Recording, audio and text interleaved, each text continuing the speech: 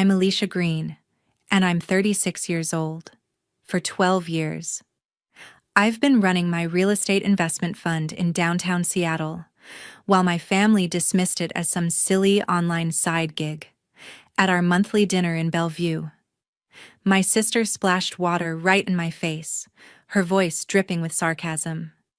"Stop pretending to be the president," she sneered. As the table erupted in laughter, their eyes full of that familiar contempt. I wiped my face calmly, pulled out my phone, and made the call.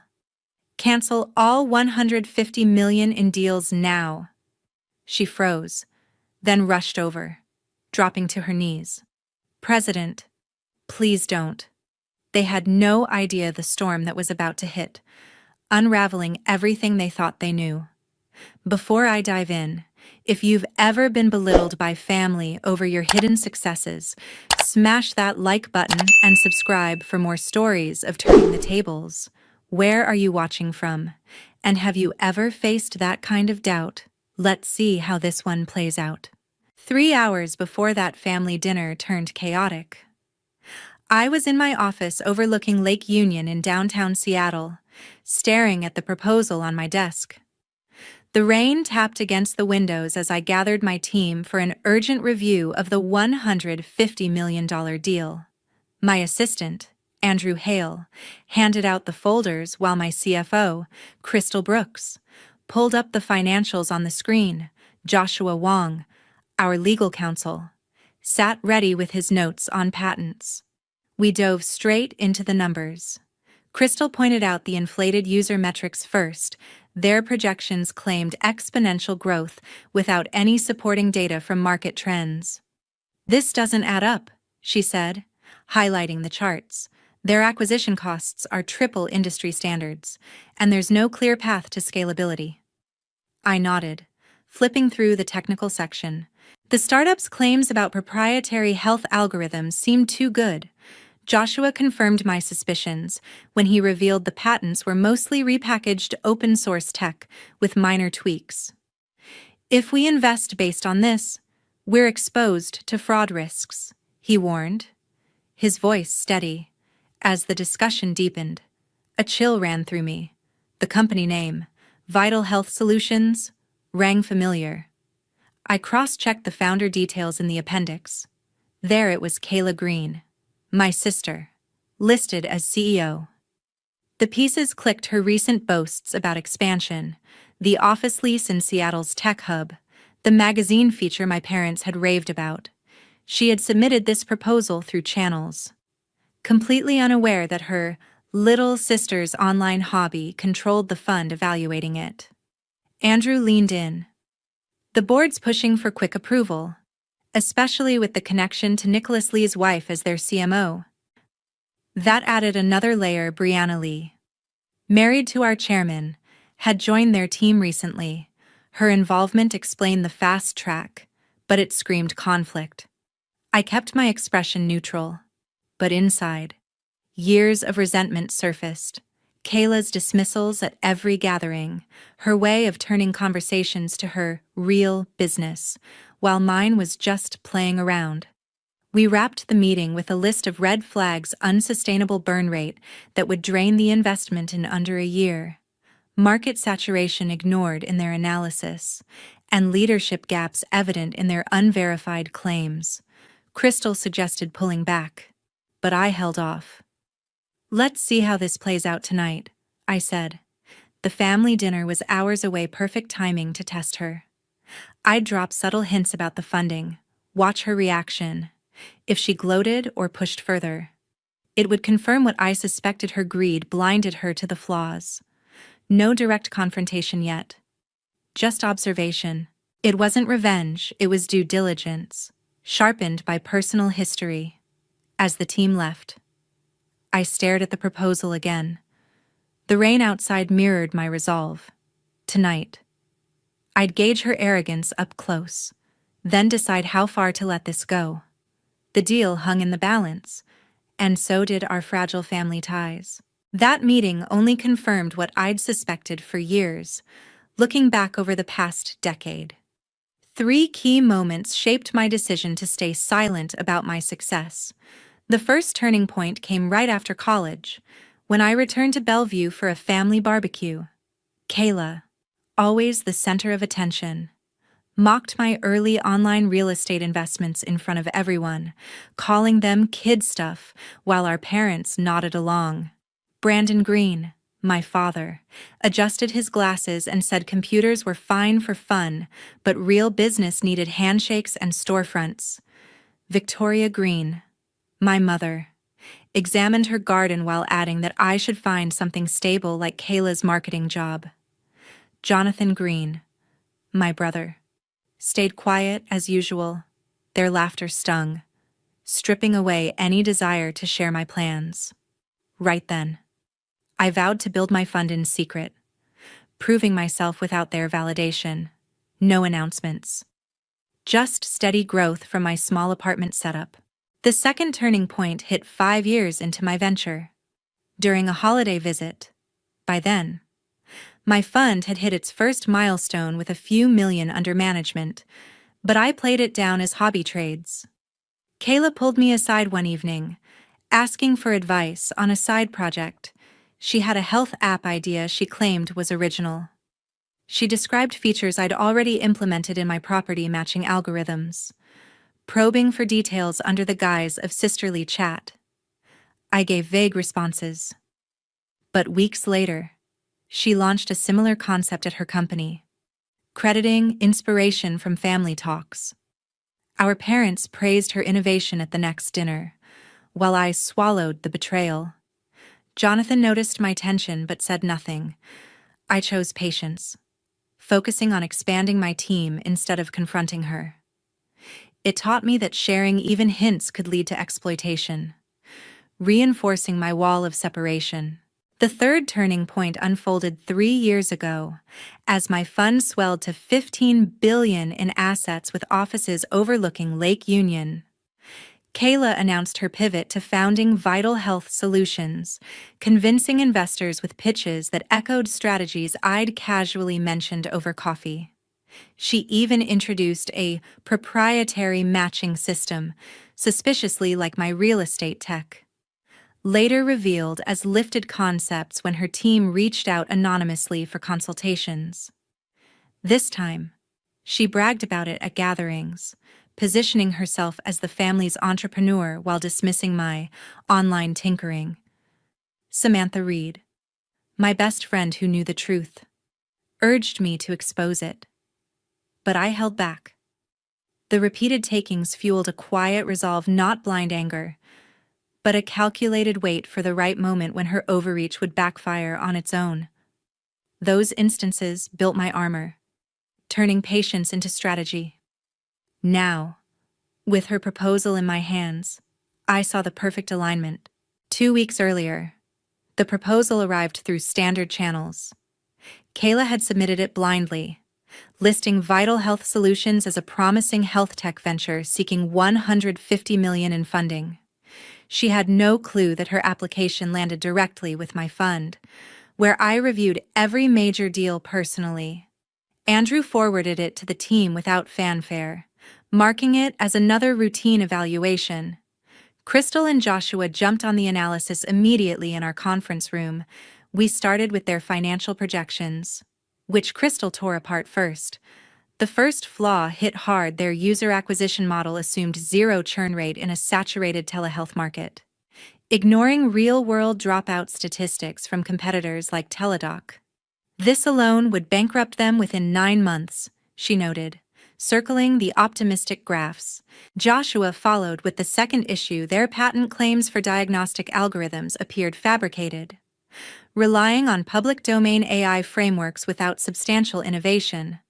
Legal exposure here is massive if investors sue for misrepresentation, he added, as we dug deeper.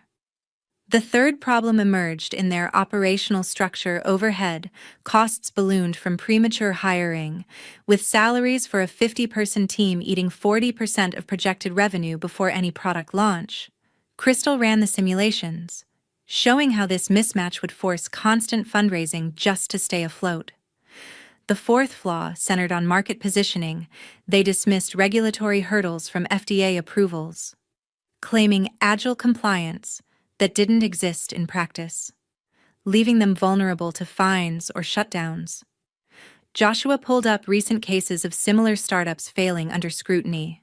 The fifth and most damning was their revenue forecast, built on unverified partnerships that our checks revealed as loose verbal agreements rather than binding contracts. Without locked-in deals. This is smoke and mirrors, Crystal concluded, stacking the reports. But the real complication surfaced when Joshua flagged the CMO Brianna Lee, wife of our board chairman Nicholas Lee. Her recent hire explained the unusual push for fast approval. Nicholas had mentioned her exciting new role casually in our last meeting.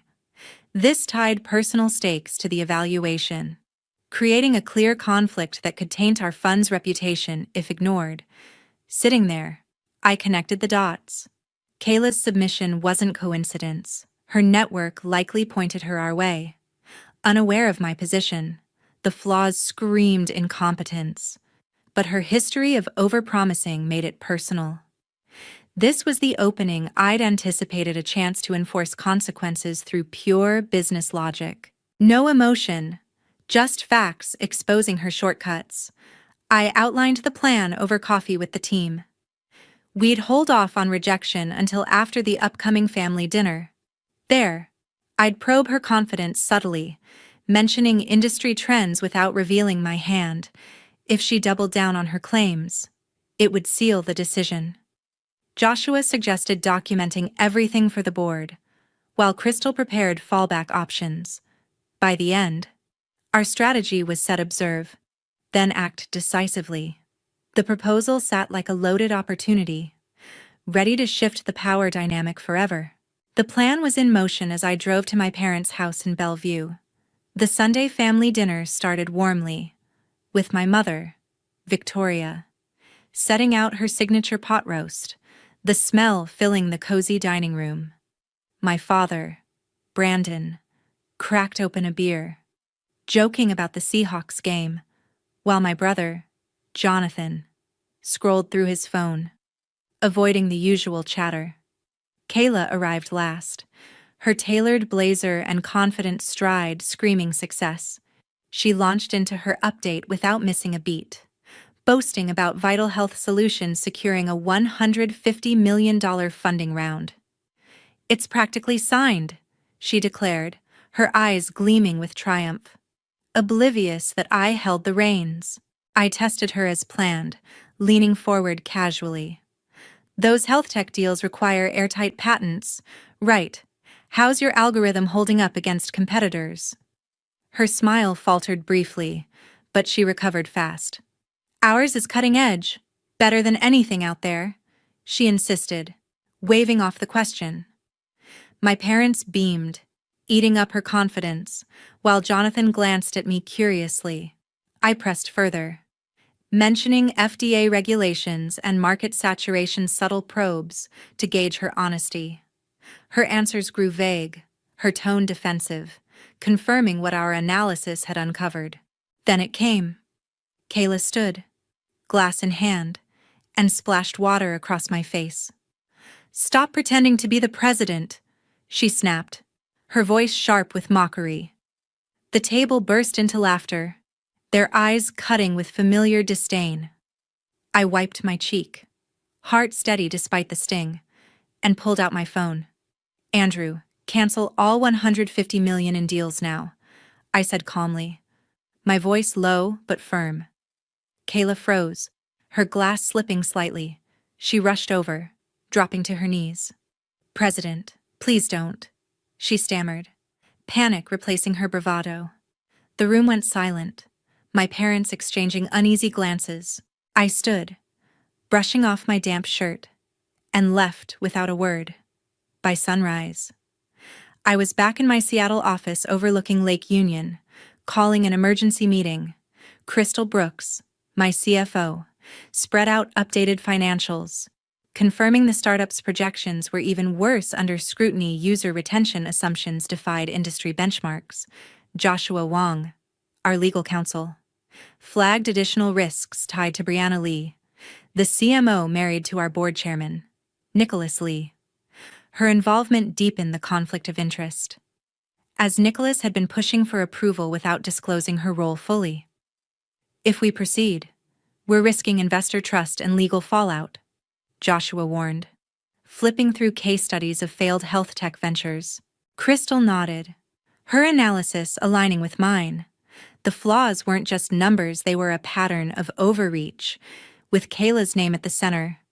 I scheduled the board meeting for noon, knowing Nicholas would fight hard. The dinner had exposed her arrogance, but the real test was coming.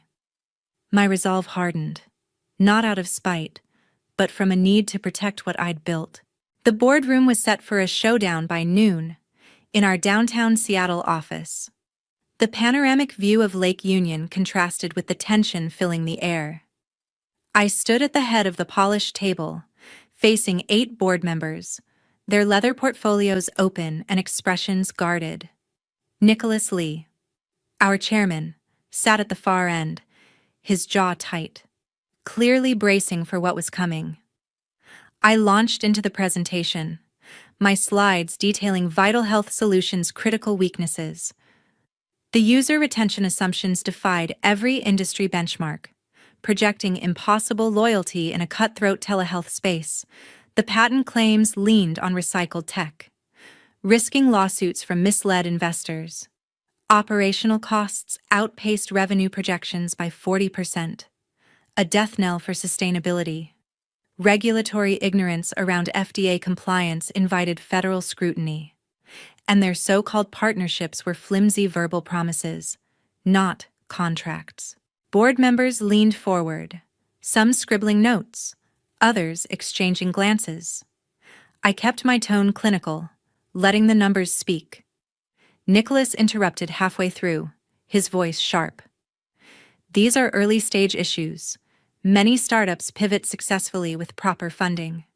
I countered calmly, pointing to case studies of failed ventures like Health Sync, which collapsed under similar overpromises.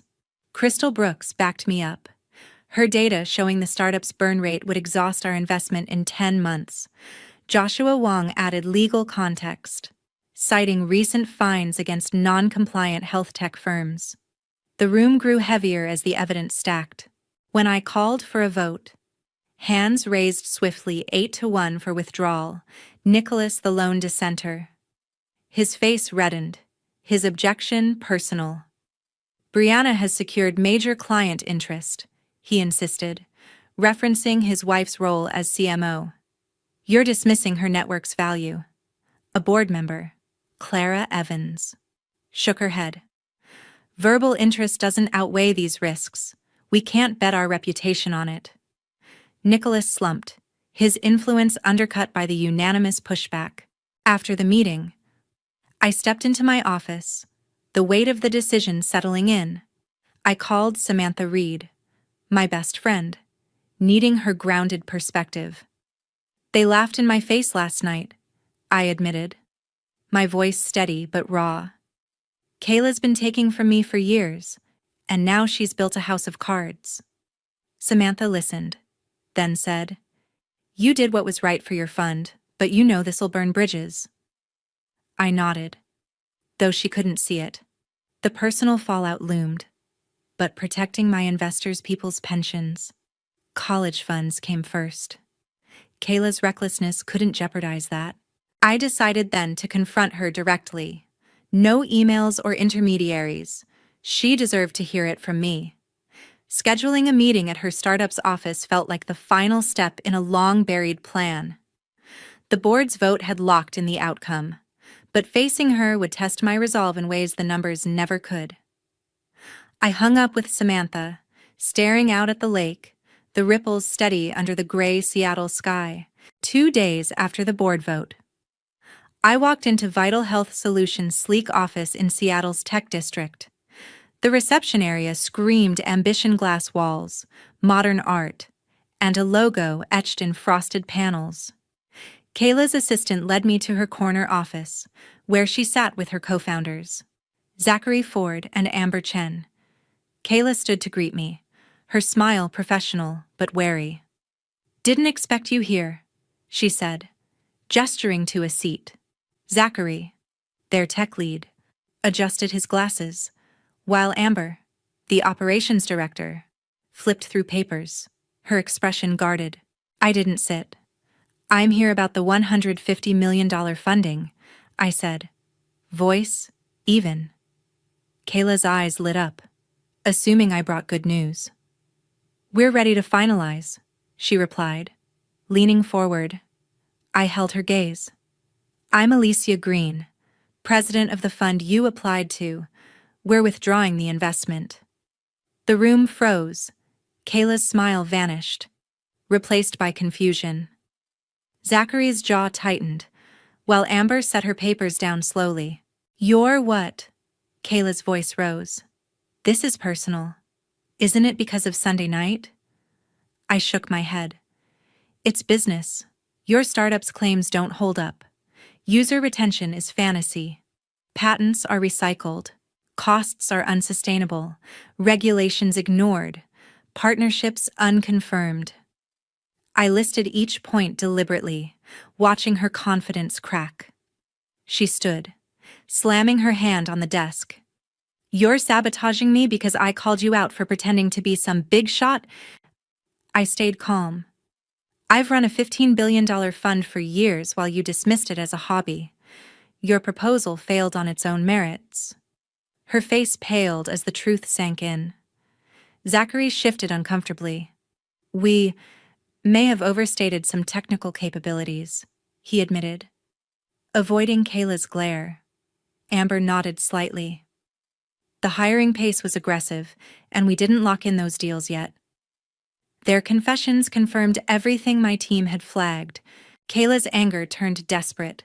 She dropped to her knees, clutching the desk's edge.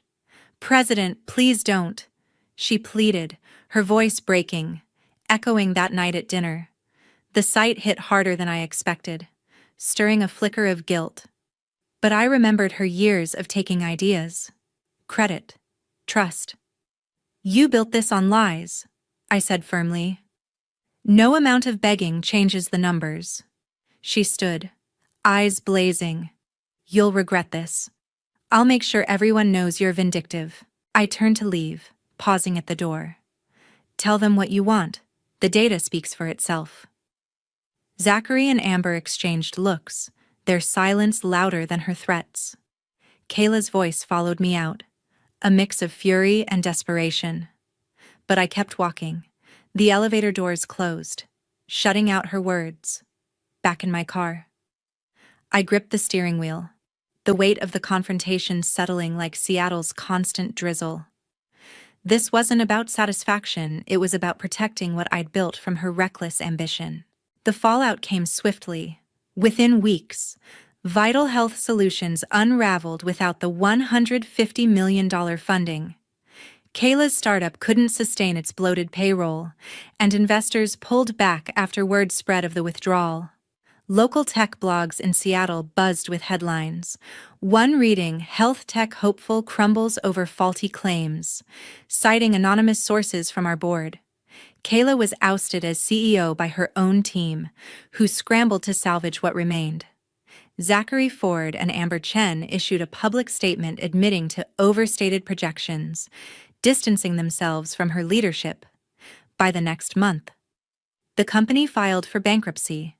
Its office lease terminated, leaving the once shiny space in Seattle's tech district dark and empty. Kayla's personal collapse followed. Unable to secure another executive role, her reputation tarnished by the high-profile failure, she sold her upscale condo in Belltown at a steep loss. Seattle's competitive housing market offered no mercy, forcing her into a modest rental on the city's outskirts. She hired a lawyer to sue my fund, claiming I acted out of personal bias to sabotage her. Joshua Wong handled our defense, presenting our due diligence reports in court. The judge dismissed the case in under 10 minutes, ruling it had no merit, a common outcome in Washington state for baseless corporate lawsuits. Kayla was stuck with legal fees, piling onto her financial ruin. socially. Her network shrank. Former colleagues avoided her, and invites to industry events dried up. My parents, Brandon and Victoria, reached out repeatedly, their voicemails pleading for a family meeting to work things out. At a tense coffee shop sit-down in Bellevue, my mother's eyes were red, her hands clutching a napkin. "She's your sister," she said, voice trembling. My father added, "We didn't know how big you'd become. Can't you help her?" Jonathan, sitting quietly, just watched me. I shook my head, voice calm but firm. Kayla made her choices, and I made mine to protect my investors. There's no going back. Their disappointment hung heavy, but I'd spent years shielding my achievements from their dismissal. I walked away, choosing my integrity over their expectations. Samantha Reed met me later that week, her perspective grounding as always. "You didn't destroy her, she built a flawed empire," she said over drinks, the Seattle skyline flickering outside. I nodded, the truth settling in. My fund thrived, closing 2 new deals worth $300 million combined, our reputation intact. Kayla's downfall wasn't revenge, it was the natural consequence of her overreach. The lesson wasn't about winning or losing family ties, it was about standing firm in your truth. Liam Cheen, as I'd learned, wasn't just about business, it was about refusing to let others exploit your silence by cutting ties. I freed myself to focus on what mattered, building a legacy untainted by betrayal. The drizzle outside my office window felt lighter now, a reminder that some storms pass when you hold your ground. But I still wonder, was integrity worth the cost of family? It was 7:15 a.m. in Nashville when I opened the email that shattered my world. My 1-year-old daughter Emma was babbling happily in her high chair, completely unaware that her father had just blown up our lives with a single message. The subject line read simply, "Moving on." I almost spilled my coffee when I opened the attachment and saw the photo. Donald, my husband of 5 years, wrapped around a young blonde woman who couldn't have been older than 23. They were standing in front of our lake house, our vacation home that we'd bought just last year, the same home where we'd spent countless weekends planning our future together. "The house is mine now," the email declared. "I've already moved in with Amber. My lawyer will be sending over the divorce papers. Don't bother fighting it. The deed is in my name." I felt my hands trembling as I set down my coffee mug, but not from fear. No, this was pure rage building inside me. Donald really thought he could just email me divorce papers and steal our vacation home? The home I'd paid for with profits from my business? He had no idea what was coming. I looked at our daughter, still innocent and happy, playing with her breakfast. Then I glanced at the framed photo on our kitchen wall, Donald and me on our wedding day, both smiling like we had the world figured out. 5 years of marriage, and this was how he chose to end it? With a smug email and a photo of himself with a woman nearly half my age? I took a deep breath and picked up my phone. My finger hovered over Donald's contact information for a moment before I clicked block. Then I opened my email and typed 2 simple sentences in reply. "Are you sure about that? Better check the paperwork carefully." I hit send, blocked his email, and turned back to my daughter with a smile. Donald had always underestimated me. He saw me as the accommodating wife who'd supported his career while building my own business on the side. He probably thought I'd break down crying, maybe beg him to reconsider. But he'd forgotten one crucial detail about me. I didn't build a successful company by being naive about protecting my assets. Looking back, I should have seen this coming. The signs were there, little red flags I dismissed because I was too busy juggling my growing business and our new baby. Donald had been making frequent business trips to the lake house over the past 3 months, claiming he needed peace and quiet to work on some big corporate merger. I'd built my company from scratch while supporting his career moves. When we met 6 years ago, I was already running a successful online retail business, but Donald acted like it was just a cute hobby. He loved telling people how he'd helped me turn it into something real. The truth? My business had tripled in value since we married, all through my own hard work and strategic planning. The lake house had been my idea. A perfect getaway for our family. Close enough to Nashville for weekend trips, but far enough to feel like a real escape. I'd paid for it entirely with my company's profits, but Donald had insisted on putting his name on the deed. For tax purposes, he'd said. I'd agreed, but not before having my lawyer draft some very specific documents about the property's true ownership. Last week, Donald had been especially distant, spending hours on his phone in our home office. When I'd asked about the merger, he'd gotten defensive, snapping that I wouldn't understand the complexities of corporate finance. Rich, coming from a man whose investment portfolio I'd secretly been managing for the past 3 years.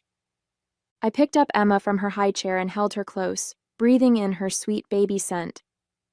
She had Donald's eyes, but my determination, I could already see it in the way she tackled every new challenge. Looking at her now, my resolve strengthened.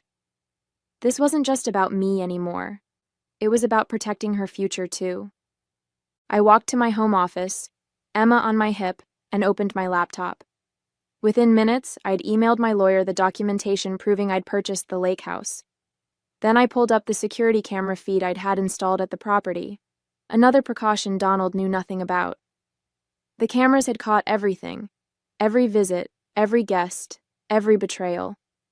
Amber might have been basking in her victory at the lake house, but she had no idea she was starring in a video that would feature prominently in my divorce proceedings. My phone buzzed, a text from Rachel, my assistant. Julia, you need to see this. Attached was a link to Amber's Instagram profile. There, going back months, were dozens of photos of her with Donald. Some were even taken in our bedroom at the lake house, with her wearing my clothes, using my things. The latest post showed her flashing a massive diamond ring, my grandmother's ring, the one Donald had promised we'd give to Emma on her 18th birthday. I felt sick. This wasn't a recent affair. This had been going on since before Emma's birth. In one photo from 8 months ago, Amber was proudly holding up a key to the lake house, caption reading, "Home sweet home with my love heart eyes, new chapter moving in together." While I was up all night with our newborn, Donald had been playing house with a woman barely out of college. The dates on the photos matched perfectly with his business trips. Every time he'd said he was working late, every weekend he'd claimed he needed to check on the lake house. It had all been lies. My hands shaking, I opened my banking app. That's when the second blow hit. The joint account where I deposited money for Emma's college fund was empty. Every penny, nearly $100,000, gone.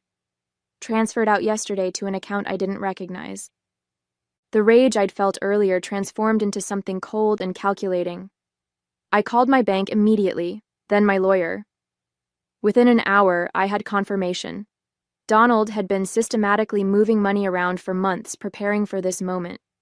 He'd even tried to access my business accounts but failed. Those, at least, were protected by ironclad contracts and separate banking arrangements. Rachel called while I was on the phone with the lawyers. "Julia, there's more." She sent me a series of screenshots from Amber's private Facebook page.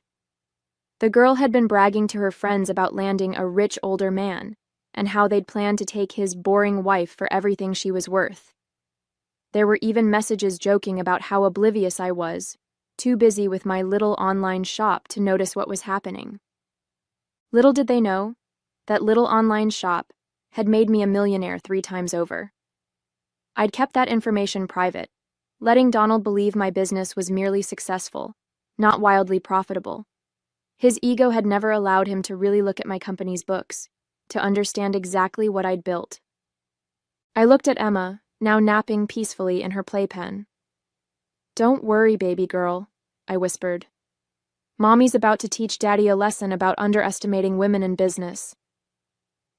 I spent the next few hours in a flurry of activity. My lawyer, Sarah, arrived at my house just before noon. As we sat in my home office reviewing documents, Emma napped upstairs with Rachel keeping watch. I'd hired extra security for the house. Something told me Donald wouldn't take my email response well. "He's not as clever as he thinks," Sarah said, examining the lake house documentation. "The deed may be in his name, but we have ironclad proof that your business funds purchased the property. The transfer records, the contracts, even the emails where he admits it was your money. It's all here. I nodded, pulling up the security camera feeds on my laptop. There's more. Look at this. The footage showed Donald and Amber entering the lake house at various times over the past months. But what really interested Sarah was the footage from 2 days ago. It showed Donald carrying box after box of items from the house, including several pieces of art I'd purchased with my company profits. That's attempted theft of business assets, Sarah said, making notes. The art collection was purchased through your company for tax purposes. We have the documentation.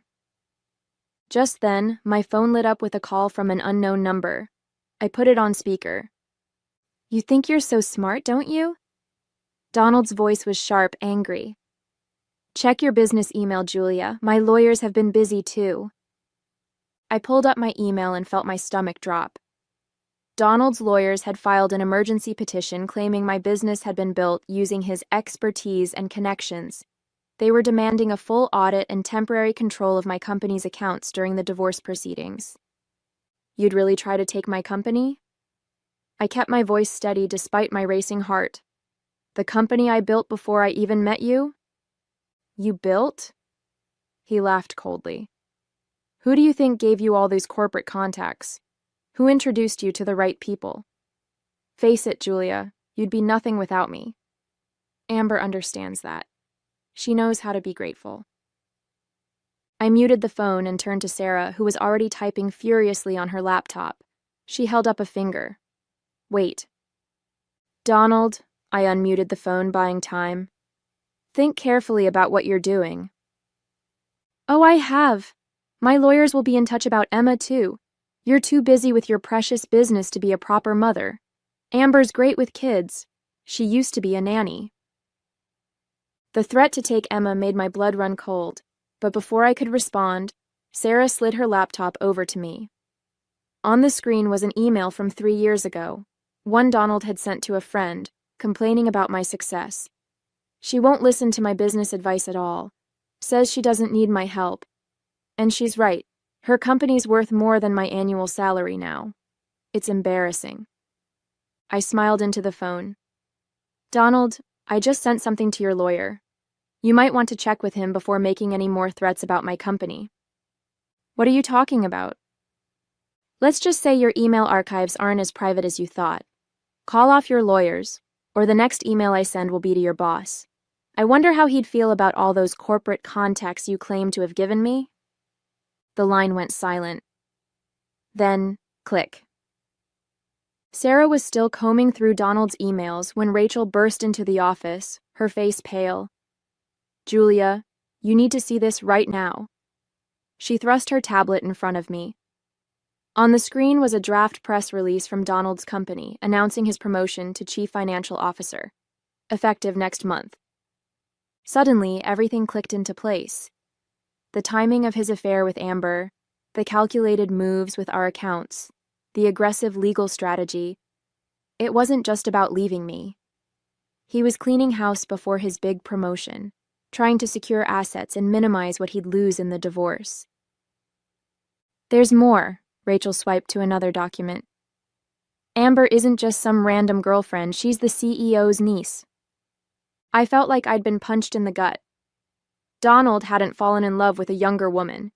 He'd orchestrated a relationship with the CEO's niece to secure his promotion. The lake house, the stolen money, even the threats about Emma. It was all part of his plan to start his new life as CFO with his perfect, well-connected young wife. Sarah looked up from her laptop. Julia, I found something else. The company merger Donald's been working on? It involves one of your biggest business competitors. If he becomes CFO, he'll have access to information that could seriously damage your company. My hands curled into fists. Donald wasn't just trying to hurt me personally. He was positioning himself to destroy everything I'd built. I thought about all those nights he'd spent in his home office, claiming to be working on merger documents. Had he been going through my business files instead? Check my home network activity, I told Rachel. Focus on any attempts to access my business servers. While Rachel worked, Sarah made another discovery. Look at these emails between Donald and Amber from 6 months ago. They were planning this before Emma was even walking. Amber wrote, "Once you're CFO, we can use the insider information to push Julia's company out of the market. Uncle Robert says he'll help." I felt sick thinking about how they'd plotted against me while I was caring for our newborn daughter. But their arrogance had made them sloppy. They'd left a trail of evidence that could sink not just Donald's promotion, but the CEO's reputation as well. Rachel's voice cut through my thoughts. "Found it.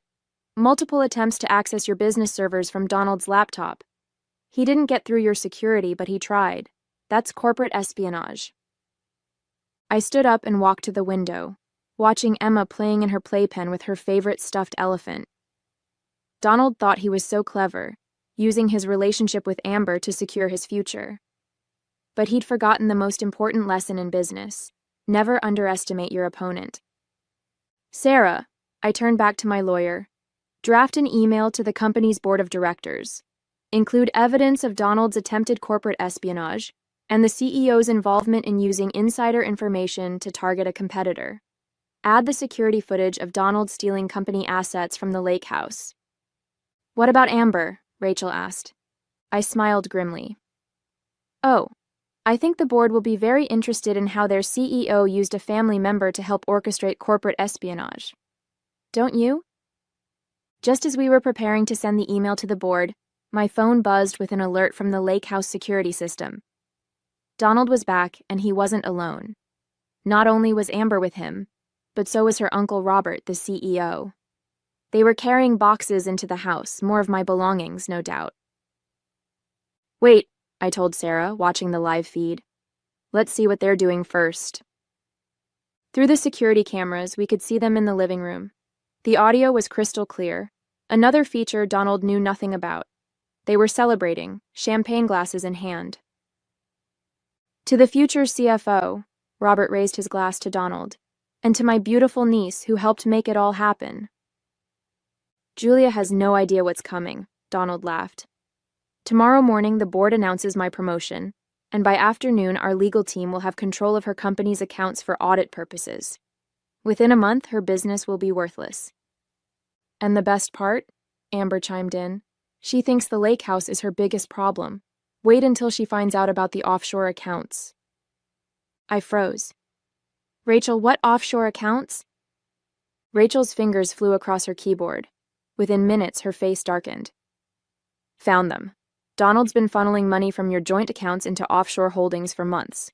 Not just Emma's college fund. He somehow managed to divert nearly $300,000. This was bigger than I'd thought. Donald hadn't just been planning to leave me. He'd been systematically stealing from our family for months. The lake house drama was just a distraction from his bigger scheme. But then Robert said something that made my blood run cold. "Once Julia's company tanks, our merger goes through smoothly. Her market share will be split between our subsidiaries, and that troublesome ethical business model of hers will be nothing but a memory." My company wasn't just successful, it was disrupting their entire industry with our commitment to sustainable practices and fair labor. This wasn't just about Donald's promotion or his affair. They wanted to destroy everything I'd built because it threatened their way of doing business. "Send the email," I told Sarah. "But first, add one more thing. Access the backup server, password Emma's birthday, and attach the file marked Insurance." Sarah's eyes widened as she opened the file. It contained years of documentation about questionable practices at Donald's company, information I'd gathered while managing his investment portfolio. I'd kept it as insurance, never thinking I'd actually need it. "Julia," Rachel interrupted, staring at her screen. "Donald just tried to access our company servers again, from the lake house. He's getting desperate." I watched through the camera as Donald excused himself to the home office. My home office. He sat at my desk, probably trying to hack into my business accounts again. But this time, our IT team was ready. They'd created a false portal, making him think he was succeeding. "Let him in," I told Rachel. "Let him think he's won. Because in about 10 minutes that board email goes out, and their whole house of cards comes crashing down." Sarah looked up from her laptop. Email's ready. Should I hit send? I took one last look at the security feed. Donald, Amber, and Robert were still celebrating their imaginary victory. Do it. The response was faster than I expected. Within minutes of Sarah sending the email, Robert's phone rang. Through the security feed, we watched his face turn ashen as he listened to what I assumed was the board's immediate reaction. What do you mean, emergency meeting? He shouted into the phone. Who sent what evidence? Donald grabbed his own phone, presumably checking his email. The color drained from his face. The servers. She knew. Julia knew I was trying to access them. It gets better, I whispered to Sarah as we watched the scene unfold. Wait for it. Right on cue, Amber's phone started blowing up with notifications. Someone had anonymously sent her private Facebook messages to every board member, the ones where she bragged about helping Donald steal corporate information. The security camera caught the exact moment their celebration turned to panic. Robert was screaming into his phone. Donald was frantically trying to close his laptop, and Amber was in tears, mascara running down her face. Then came the coup de grace. Police cars pulling up to the lake house, lights flashing. Turns out corporate espionage and financial fraud are serious crimes. Who knew?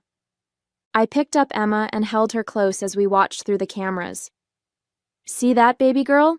That's what happens when people underestimate your mommy. The last thing I saw before the feed cut off was Donald being led out in handcuffs, still shouting about how the house was his. The fallout was spectacular. Within 24 hours, Donald and Robert were both fired.